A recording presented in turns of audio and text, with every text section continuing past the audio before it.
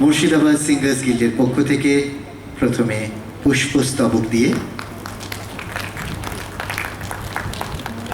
স্মারক, মুর্শিদাবাদ সিঙ্গার্স গিল্ডের স্মারক এবং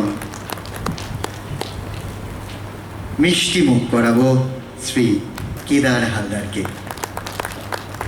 এবার তাঁর সম্পর্কে কিছু কথা বলবেন শ্রীমন্ত সাহা। নমস্কার। আমার সৌভাগ্য আজকে আমি যার পাশে রয়েছি আমার গুরু, প্রথম জীবনের গুরু।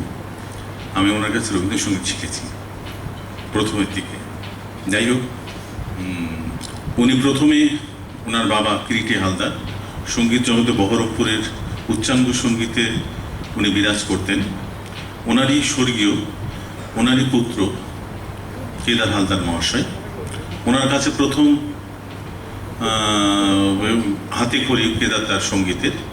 পরে কেদারদা সোমনাথ চ্যাটার্জি ছিলেন লালদিঘির পাড়ে রবীন্দ্রসঙ্গীতে বিশ্বভারতীর, ওনার কাছে শিখেছেন দীর্ঘদিন। পরবর্তীকালে আবার ওনার বাবার কাছেই ফিরে তালিম নিয়েছেন। যাই হোক, কেদারদার গান আজকে আমরা শুনবো, সেই সঙ্গে আমার গুরুর প্রতি আমার